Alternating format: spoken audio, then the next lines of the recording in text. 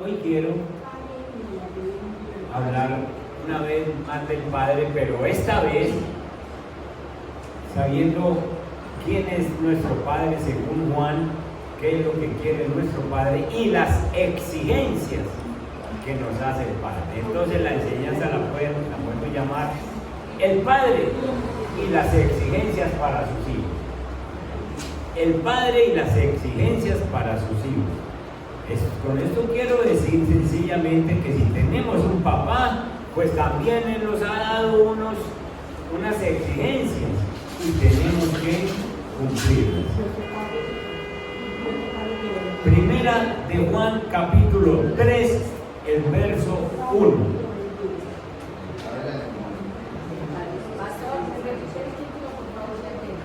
El Padre y las exigencias para sus hijos.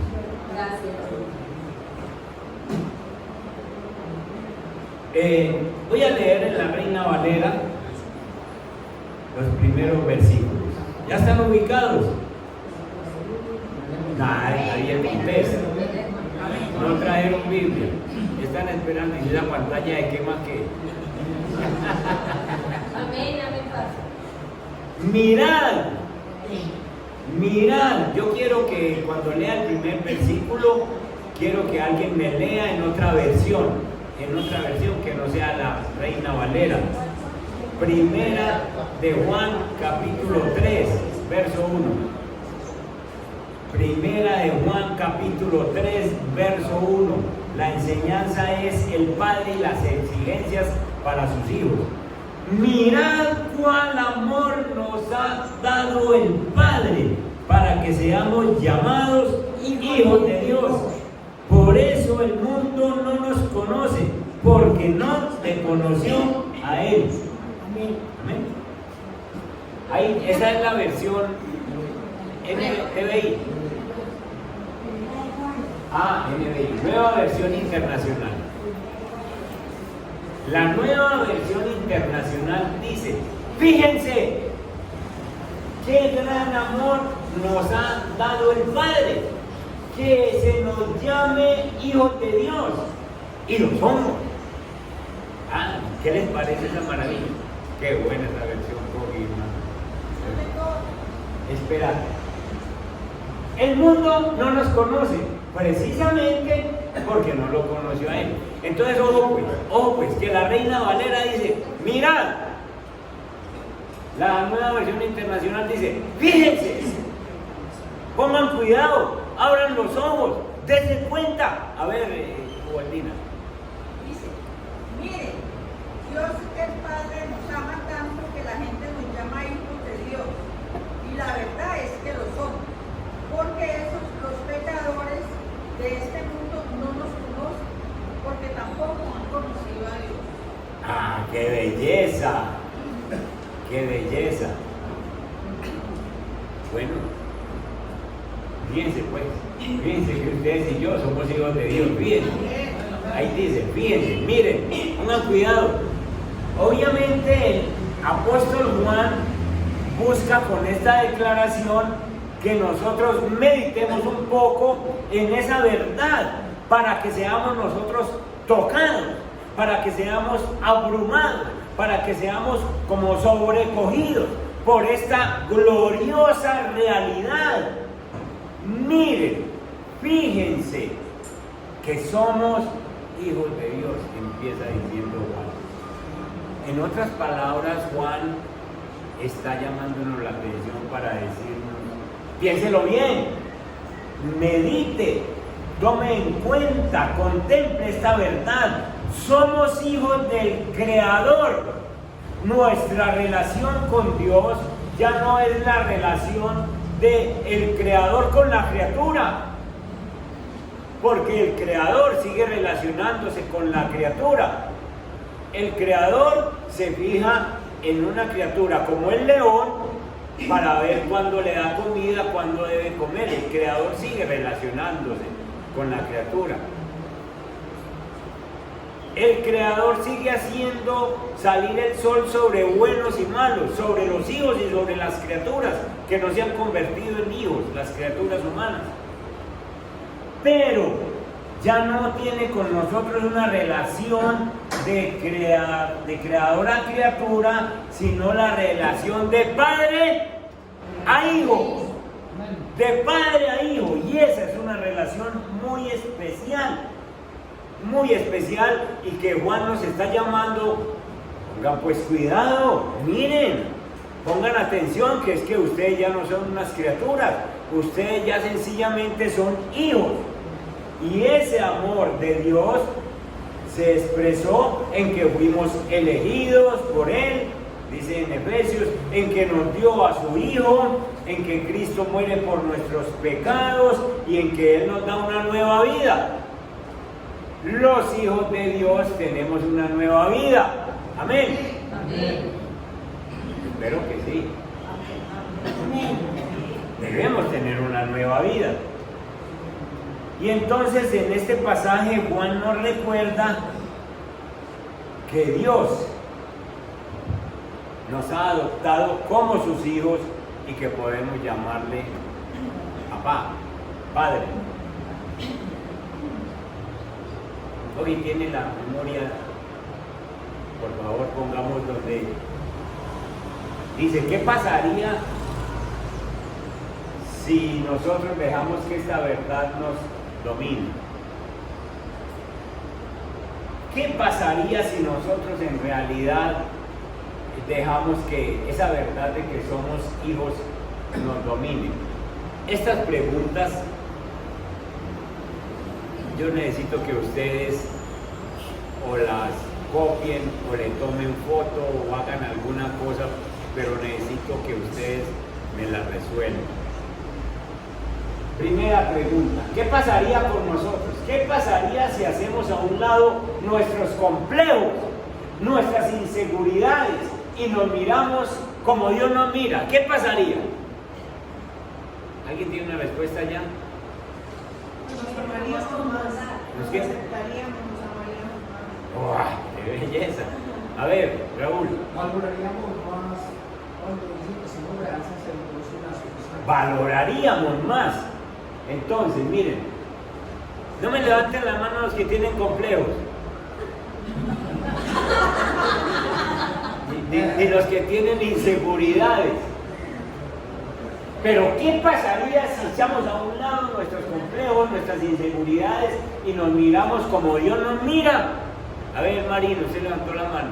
No para decir que tiene un complejo. Nos pareceríamos más a él y Nos pareceríamos más a Él y empezaríamos a parecernos a él. sencillamente recibiríamos esa bendición. Seríamos menos piedras de esto. Hombre, qué belleza, seríamos menos piedras de esto. Segunda pregunta, ¿qué pasaría con nosotros? ¿Qué pasaría si dejamos que nuestra posición de hijos sea lo más determinante en nuestra mente y en nuestro corazón?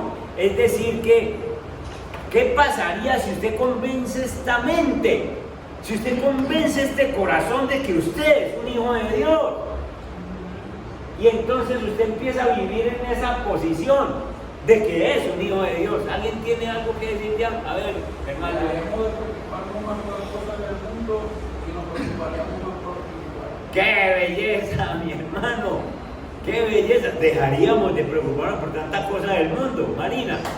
Seríamos más bondadosos y compasivos como Jesús es con nosotros. Aleluya, más bondadosos y compasivos. Entendemos la posición de Dios en la mente y en el corazón. Por aquí alguien levantó la mano. Yo que le da más o menos parecido a lo de mi hermano. Dígalo. Tendríamos más confianza y seguridad en sus palabras. Listo, tendríamos más confianza y más seguridad en su palabra. Escuchen, esta no me la respondan, pero ¿para cuándo van a dejar eso?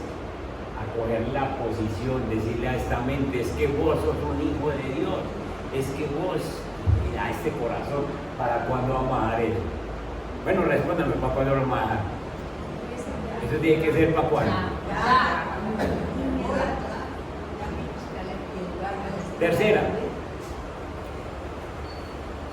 ¿qué pasaría si rehusamos hacernos la víctima? Ah, pobrecito yo, todo me pasa. ¿Qué pasaría si rehusamos hacernos las víctimas y resistimos a la autocompasión para abrazar la eterna y trascendente realidad de que somos hijos de Dios? Entonces dejo de autocompadecerme, dejo de hacerme la víctima de que a mí todo me pasa, sino que abrazo la eterna y trascendente realidad de que yo soy un hijo de Dios. Y si soy un hijo de Dios, Dios está permitiendo cosas en mi vida porque Dios tiene un propósito en mi vida. Entonces, ¿cuándo va a hacer eso también? Si no es y la última. ¿Por qué no dejamos que nuestra identidad sea definida por la realidad de nuestra adopción? ¿Ustedes creen en la adopción? ¿Creen que Dios nos adoptó?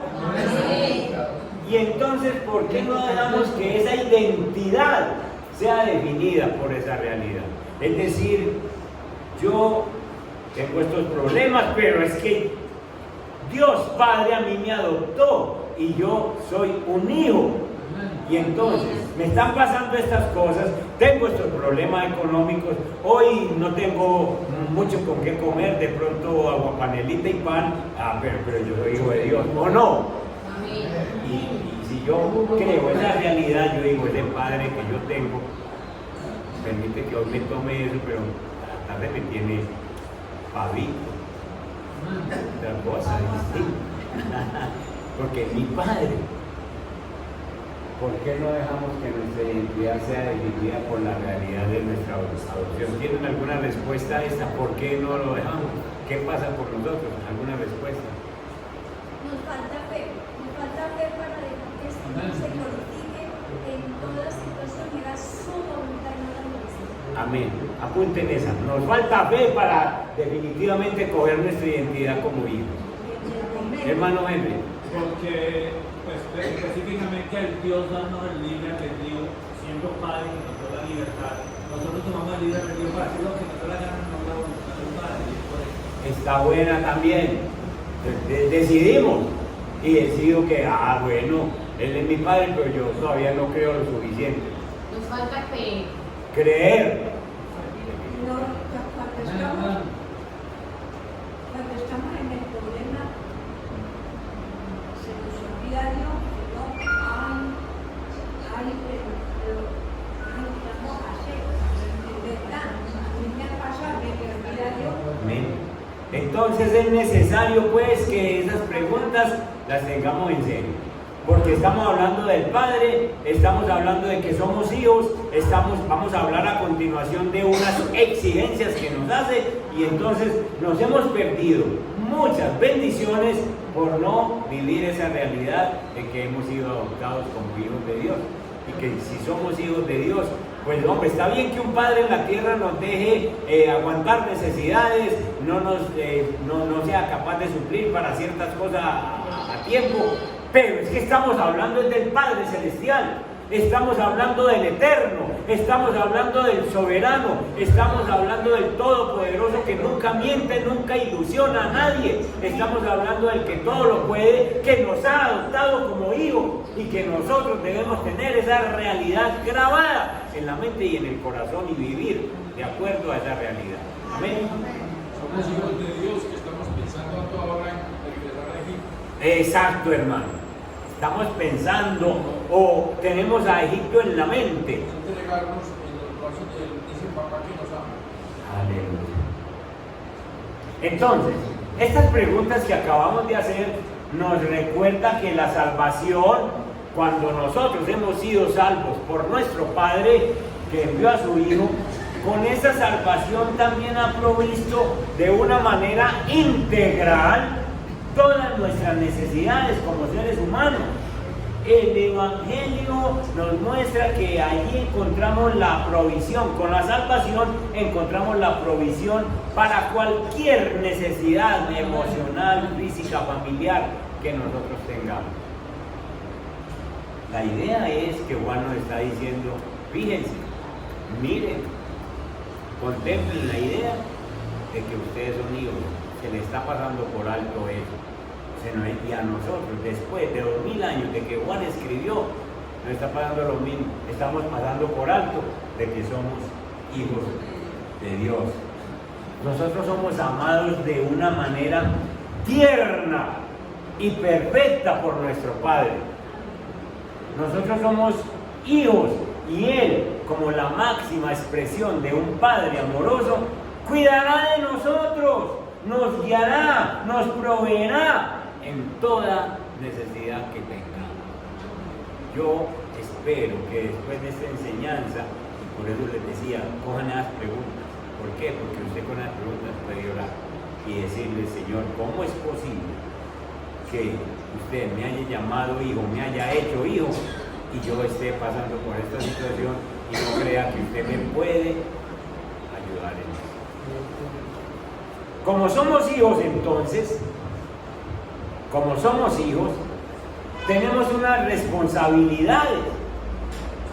Y aquí vienen las exigencias que Juan nos deja escritas acerca de cosas que nosotros tenemos que hacer por ser hijos de Dios. Entonces no vayan a creer que Dios nos llama: venga hijo y siéntese, y duerma y tranquilo y pida. No.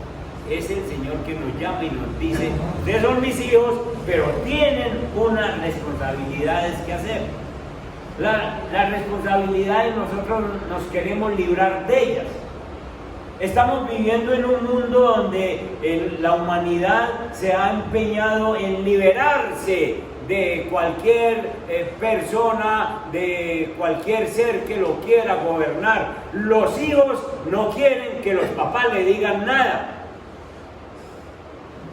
El esposo no quiere que la esposa le diga nada, y viceversa. No quieren que me llamen la atención para nada. El pueblo no quiere que los gobernantes les digan nada, sino que cada uno quiere emanciparse, liberarse de sus derechos, porque no nos gustan las responsabilidades. Y en la iglesia está ocurriendo lo mismo. Nos encanta que Dios nos cumpla. Pero Dios no dijo pues que me iba a bendecir, y entonces Dios no dijo tal cosa, y entonces todo lo que nos pasa. Nos encanta que Dios nos cumpla, pero nosotros no queremos cumplir con Él. Y aquí nos manda el Señor, aquí empieza a darnos unas responsabilidades. Versículo 3, primera de Juan, la primera exigencia del Señor, del versículo 3, primera de Juan, capítulo 3, verso 3. La Nueva Versión Internacional dice: todo el que tiene esta esperanza en Cristo, ¿se qué? Se purifica a sí mismo. No me deje escapar ese a sí mismo. Todo el que tiene esta esperanza en Cristo se purifica a sí mismo, así como Él es puro. Lo que nos está demandando nuestro Padre Celestial y Eterno es limpieza. Limpieza para todos nosotros. Porque la Biblia dice que es que nosotros, como hijos de Dios, nosotros veremos cara a cara al Señor. Amén. Miren ustedes, veamos primero el versículo 2 para que nos entonemos en todo esto. Amados, ahora somos hijos de Dios y aún no se ha manifestado lo que hemos de ser, pero sabemos que cuando Él se manifieste, seremos semejantes a Él. Escuchen, cuando Él se manifieste, seremos semejantes a Él, porque le veremos tal como Él es. Y todo aquel que tiene esta esperanza se purifica a sí mismo, así como Él es puro. Entonces la esperanza es que nosotros en esta tierra, como hijos, vamos a tener lo que necesitamos y vamos a ser usados por Dios, porque somos hijos en lo que Él quiere usarnos. Pero después de que dejemos esta tierra, nos vamos a encontrar con Él cara a cara, y vamos a verlo y vamos a conocer más y todo esto. Y sencillamente esa es una esperanza que todos tenemos, y para lograr esa esperanza nosotros tenemos que limpiar. Limpieza entonces es la primera exigencia que Juan, dirigido por el Espíritu Santo, te da y me da para que nosotros podamos, como hijos de Dios, sencillamente cumplir las exigencias de ese Padre. Limpieza. El proceso de purificación no es sencillo, pero es necesario. Pero es necesario para aquello que está mal, aquello que está sucio en mi vida, aquello que no está agradándole al Señor, sea purificado, sea limpiado. Todo el que tiene esta esperanza en Cristo se purifica a sí mismo. Es un trabajo tuyo, es un trabajo mío, vigilar qué cosas tengo que purificarme. Ahí no está diciendo la Biblia que hay quien te purifique, ahí te está diciendo que vos tenés que purificarte, que vos tenés que limpiarte. Nuestra responsabilidad, nuestra primera exigencia que el Padre es: límpiese, mi hijo, que usted vino a ser hijo mío y yo lo necesito que usted se vaya purificando diario, en esa mente, en ese corazón, en esas actitudes. Ahora, ¿cómo lo hacemos? ¿Cómo hacemos para purificarnos? Pues alejándonos de las cosas que manchan nuestra vida y que manchan nuestra posición de hijos. Acabamos de ver que somos hijos y entonces sencillamente cualquier cosa que enturbie, que manche mi posición de hijo, yo me tengo que purificar de eso. Ese es nuestro desafío, es parecernos cada día más al Señor. Ahora ustedes me escuchaban orar por estas cumpleañeras y les decía yo al Señor: permite que cada día se acerquen más a ti, que cada día se parezcan más a ti. Si el Señor nos da un año más, no es un año para que nosotros volvamos a seguir lo mismo, o peor, o caigamos en otros enredos. No. Mientras más viejo, más santo. Amén. Más limpio. Y entonces, ¿cómo nos purificamos? Alejándonos de todas esas cosas que nos manchan. Juan acaba de decir que el cristiano está en el camino de encontrarse con Cristo.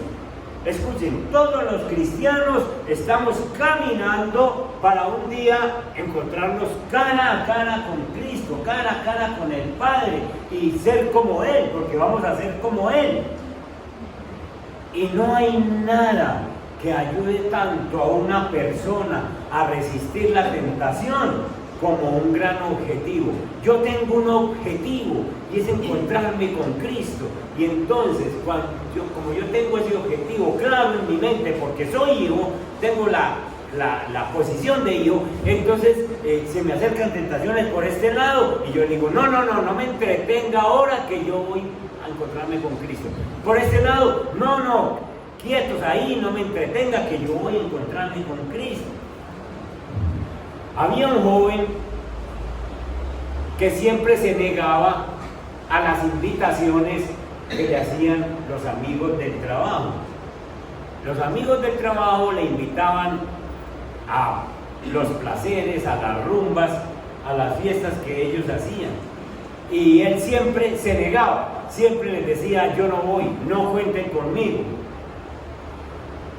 Un día lo desafiaron: es que a usted no lo dejan, es que usted sencillamente no le gusta esta vida porque es que usted tiene a alguien que lo maneja y no lo deja su papá, su mamá o la novia o en fin. Y el hombre les contestó y les dijo en su explicación: hay algo maravilloso que va a suceder en mi vida, hay algo grandioso que está por suceder. Dios me ha escogido, Dios me va a usar y yo espero encontrarme con Él. Y esa es la razón por la que yo no salgo con ustedes, porque yo no quiero perderme el encuentro con el Señor, porque yo no quiero perderme lo que el Señor va a hacer mientras esté en esta tierra y luego el encuentro con Él. Yo me estoy preparando para ese encuentro, y por eso es que no salgo con ustedes. Mis hermanos, ustedes y yo sabemos que Dios nos está esperando al final de este camino. Allá, pruebas, dificultades, situaciones difíciles en esta tierra, las enfermedades, las cosas de las que hemos hablado, pero allá al final, cuando esté terminando el camino, allá está Dios, el Padre, esperándonos. Y entonces, sencillamente al final del camino, Él está ahí con esos brazos abiertos y esperándonos a cada uno de nosotros. ¿No creen ustedes que debemos limpiarnos, cuidarnos para ese encuentro final con el Señor? Debemos cuidarnos, porque ese momento yo no me lo quiero perder, cuando el Señor abra sus brazos y diga: entra, buen siervo y fiel, sobre lo poco fuiste fiel, sobre lo mucho te pondré, entra al gozo de tu Señor. ¡Ah, Dios mío! Esas palabras deben ser maravillosas para cada uno de nosotros. Y pensando entonces en ese encuentro, el que sabe que Dios lo está esperando para ese encuentro se purifica a sí mismo. Se purifica a sí mismo. Segunda exigencia, verso 4. Como somos hijos, entonces el Padre dice: se me purifica. Y la segunda exigencia es que el Padre nos exige que nos apartemos del pecado. Dice el verso 4: todo el que comete pecado quebranta la ley. De hecho, el pecado es transgresión de la ley. Entonces, la ley de Dios está estipulada, y todo aquel que quebranta, que comete un pecado, se está yendo en contra de la ley de Dios. No hay ninguna persona que esté por encima de la ley de Dios que pueda decir: no, yo cometí esto y nada me va a pasar. Olvídese, mío, olvídese de que usted diga que no le va a pasar nada. O lo paga usted, o se entrega a Cristo y deja que Cristo le pague por usted. Pero las cosas pasan, sencillamente resultado del pecado. Hay gente que dice que no corren riesgos haciendo ciertas cosas. No, yo no corro ningún riesgo haciendo esto. Las cosas no parecen peligrosas, pero sencillamente siempre se corren riesgos de quebrantar la ley de Dios. Miren, hermanos, el pecado es obedecerse a uno mismo en lugar de obedecer a Dios. Cuando yo peco, yo me estoy obedeciendo es a mí mismo. Me gusta esto, voy a hacer esto, no importa lo que pase, voy a hacer esto. Me obedezco a mí mismo, y entonces al obedecerme a mí mismo estoy desobedeciendo a Dios. Según esta carta, el cristiano nada debe tener que ver con el pecado, jamás debe ser complaciente con el pecado, ni siquiera con esos pecados ocasionales. El apóstol Juan nos está diciendo: apártese del pecado, apártese. Y nosotros tenemos que hacer énfasis en que tenemos que tratar todos los días de decir: esto es pecado, esto no va conmigo. Pequé, Señor, perdóneme, pero esto no va conmigo. Todos los días el cristiano es un soldado que tiene que estar vigilante ante cualquier situación de pecado que se le presente. Imagínense ustedes un soldado que lo carguen con su morral, con su fusil, con todas sus... y lo manden para el monte y se acueste a dormir por en un árbol. No dura. Ellos no pueden ni dormir. Si duermen es porque hay otros que les están cuidando el sueño, porque duermen a ratito, pero tienen que estar atentos. Así tenemos que estar atentos al pecado. Entonces nos tenemos que apartar de toda situación que sea pecaminosa. Aunque parezca muy sencilla, como que aquí no hay pecado, pero hay que tener cuidado con eso. Somos hijos de Dios, entonces acatemos las exigencias que el Padre nos dice. Porque el Padre no nos va a tolerar ninguna cosa de esas. Por eso nos hizo sus hijos, porque sabe que nos va puliendo todos los días y que nosotros estamos dispuestos para ese pulimiento. Verso 5, una tercera exigencia. Por ahí la dijeron ahora. El Padre exige que le creamos. Pero ustedes saben que Jesucristo se manifestó para quitar nuestros pecados. Y Él no tiene pecado. Pero ustedes saben. Verso 5 en la Reina Valera dice: y sabéis que Él apareció para quitar nuestros pecados y no hay pecado en Él. Hermanos, nosotros tenemos que creerle al Señor. Yo tengo que creerle que mis pecados fueron perdonados porque yo se los confesé al Señor. A propósito, pecado que no se confiesa es pecado que se queda sin perdonar. Ustedes tienen que confesarse con el Señor. Y gracias a Dios que ahora es con el Señor. No como nos criaron antes, que usted tenía que irse a donde un hombre y decirle las cosas que usted había hecho y enseguida salía de allá y volvía a caer en lo mismo porque eso no era perdonado. ¿Qué va a ser perdonado eso con 2 o 3 rezos? Si no hay una contrición en el corazón, un quebrantamiento al corazón contrito y humillado, dice el Salmo, no despreciarás tú, oh Dios.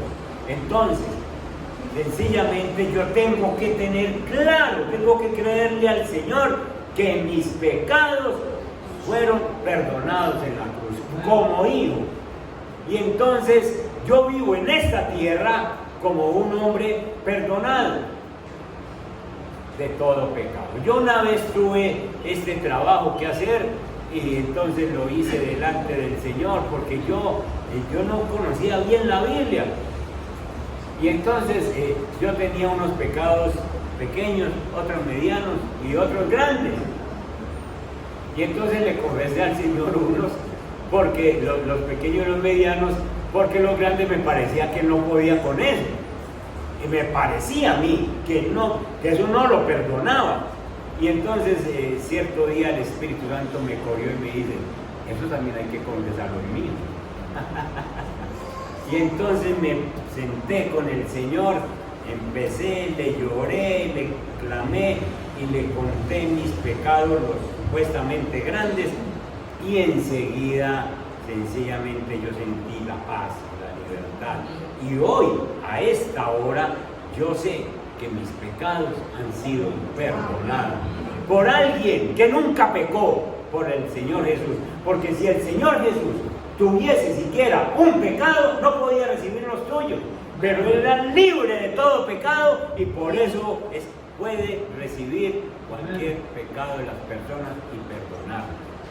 Entonces yo tengo que creer para que el enemigo no esté acosándome detrás de mí, recordándome el pasado, porque hay personas que no sirven al Evangelio, porque sencillamente el enemigo los mantiene atormentados con los pecados del pasado. Y cuando uno es libre, cuando uno le cree a Jesús, Él apareció. Ustedes saben que Jesucristo se manifestó para quitar, no para medio quitar, no para tapar, sino para quitar los pecados. Y vos y yo tenemos que sentirnos así. Soy tu hijo, Señor, te creo, mis pecados son perdonados y entonces yo soy libre para servirte, para vivir en esta tierra y para, como hijo, recibir las bendiciones que me tienes. Entonces, hermanos, necesitamos creerle al Señor. Necesitamos entender que yo no me puedo quitar un pecado. Si usted tiene un pecado que no le ha confesado al Señor, no pase de hoy. porque sencillamente siéntese, arrodíllese, haga lo que quiera, pero hable con el Señor y dígale: Señor, yo necesito confesar esto. Y gracias a Dios que Él es Dios y sencillamente te puede librar. Efesios capítulo 2, verso 1, miren lo que nos recuerda la palabra. Efesios 2, verso 1.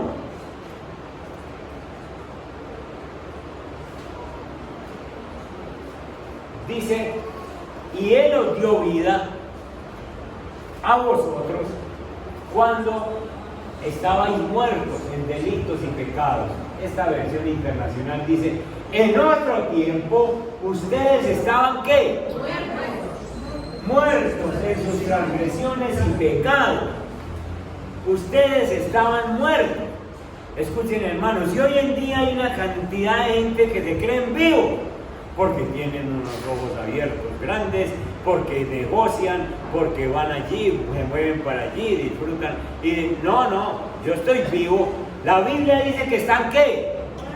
Muertos en sus delitos y pecados, porque uno, mientras no tenga a Cristo en su corazón, mientras uno no entregue su vida a Cristo, uno está muerto. Uno está muerto. No al menos que lo entierren, pero muerto está. En cambio, nosotros estamos vivos para Cristo. Nosotros sencillamente un día dejamos este cuerpo, pero nosotros en realidad lo único que hacemos es que pasamos a la verdadera vida eterna con Cristo. Entonces, hermanos, el Señor a nosotros nos dio vida. Y miren otro precioso versículo, Romanos capítulo 5, el verso 1. Esta es una gran realidad que también nos deja escrito el apóstol Pablo. Dice: en consecuencia, ya que hemos sido justificados mediante la fe, por creer, hemos sido justificados. Y justificados es que somos justos. Justificados es que no debemos nada. Entonces ahora tenemos paz con Dios por medio de nuestro Señor Jesucristo. Usted sabe lo que es tener paz con Dios.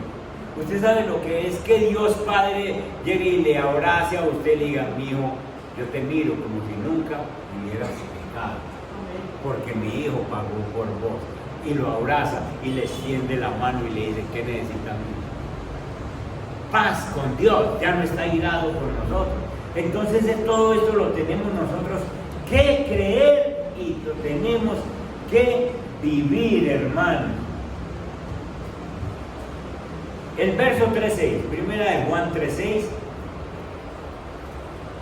otra exigencia del Padre es permanecer. Dice: si afirmamos que tenemos comunión con Él, pero vivimos en la oscuridad, mentimos y no ponemos en práctica la verdad. Poneme Juan 3.6. Ese es Juan 1.6. Juan 3.6 nos dice: todo el que permanece, miren la palabra permanecer, todo el que permanece en Él, ¿qué pasa? Si vos permaneces en Cristo, entonces ¿qué? No practicás el pecado. Pues claro, si permaneces en Cristo. ¿Sabes cuándo pecas? Cuando te soltás. Pero si uno permanece en Cristo, no practica el pecado. Todo el que practica el pecado es porque no le ha visto ni le ha conocido. En palabras paisas, el que está pecando, el cristiano que está pecando, es porque no le ha amanecido todavía. No conoce a Cristo. Escuchen, hermanos, entonces la exigencia aquí es: permanezca en Cristo, día, noche, festivos, todos los días. Entonces alguno dirá: ay, qué tan aburrido eres. A uno me parece muy aburrido que los ángeles estén todos los días adorando al Señor 24/7. Y entonces hay tan canciones, me parece. Pero no, es que la gloria de Dios es inmedible. Entonces no es cansón. Vivir la vida cristiana no es cansona. Vivir la vida cristiana es sencillamente estar uno agradecido con Dios y estar atento. Permanezca. Juan es especialista en el verbo permanecer. Es especialista. Léanse, ustedes más tardecito, léanse a Juan 15, el Evangelio de Juan 15, y encuentren cuántas veces está la palabra permanecer. Porque Juan le dice a usted, para que usted no peque, permanezca en Cristo, permanezca con Cristo. Y si uno permanece con Cristo, uno le dice a la tentación, se va, sale. Porque Cristo es más poderoso. Y una última exigencia. No se dejen engañar. El verso 7. Queridos hijos, miren qué forma de hablar el Señor. Queridos hijos míos, que nadie los engañe. El que practica la justicia es justo, así como Él es justo. Entonces, lo que nos manda el Señor es, no se dejen engañar creyendo que en esta tierra hay cosas justas, creyendo que hay cosas buenas. Hagan ustedes el bien, pero no se dejen engañar. Hoy el mundo hace ver el pecado como algo normal. Normal, sencillamente, y hasta algunas personas dicen, eso es digno de aplaudir. Ese muchacho, yo conocí una persona que decía, ay, mi muchacho tiene 5 novias y son 5 mujeres. ¡Qué hombre! ¡Qué tonto! ¿A dónde va a parar ese pobre? Y aplaude. Es tan tremendo esto que está ahora que hasta los gobiernos son presionados para que legalicen el pecado. Ay, vamos a votar por este presidente porque él aprueba el aborto, porque él aprueba el divorcio, porque él aprueba el homosexualismo. Hay que votar por ese. Y los pobres hombres estos llegan y dicen, sí, esta gente vota por mí, entonces hay que legalizarles pecados como eso, hay que legalizarlos. Este tipo de cosas nos pueden engañar y pensar que nosotros estamos haciendo cosas buenas porque estamos siguiendo la corriente del mundo. Y el apóstol Juan dice, ustedes son hijos de Dios, no se dejen engañar por las cosas que están circulando en el mundo. No piensen que todo es normal, no piensen que la fornicación es normal, no piensen que el entrar en un vicio, porque en el colegio todo el mundo lo hace, es normal. No piensen que hay que tener relaciones sexuales antes del matrimonio porque es normal. Eso es lo que dice. Ustedes son hijos míos y entonces ustedes les exijo que no se me dejen engañar del mundo. Terminemos con Isaías capítulo 5 para que miren ustedes sobre esto del engaño. Isaías capítulo 5, buscate el verso 20 y 21.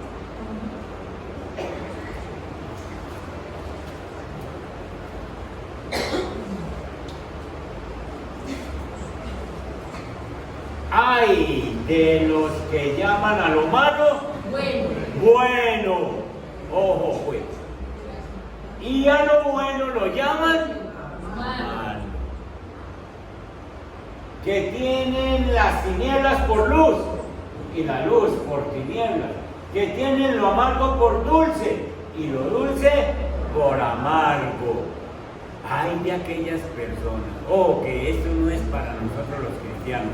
A lo bueno lo llamamos bueno y a lo malo lo llamamos malo, porque el Señor dice, ustedes no se me dejen engañar. Les conté que en la plaza de Prado, allá arriba en el pueblo de Prado, habían 2 sucesos a la vez. Primero, había un muchacho leyendo Biblia en voz alta en el parque, leyendo Biblia en voz alta, y llamaron a la policía porque él hablaba para que la gente lo escuchara y porque quisieran hacerle corrí yo ahí para escuchar la palabra, él estaba leyendo y llamaron a la policía. Y en la esquina de la plaza habían dos homosexuales besándose. A este lo hicieron callar, pero a ellos que estaban escandalizando a los niños y la población, hay que dejarlo. Ese es un gobierno, ese es un pueblo que está llamando a lo bueno, lo está llamando malo. Usted no me lea Biblia ahí en público, si va a leer, vaya para la casa. Y ustedes se pueden quedar ahí porque ustedes, eso es libertad, esa es la libertad. Si hubiesen sido como nosotros, hijos de Dios, al que está leyendo la Biblia, le pasamos un micrófono y para que lea más duro. Y a los dos muchachos que se están besando en el parque los metemos a la cárcel un mes para que aprendan a ver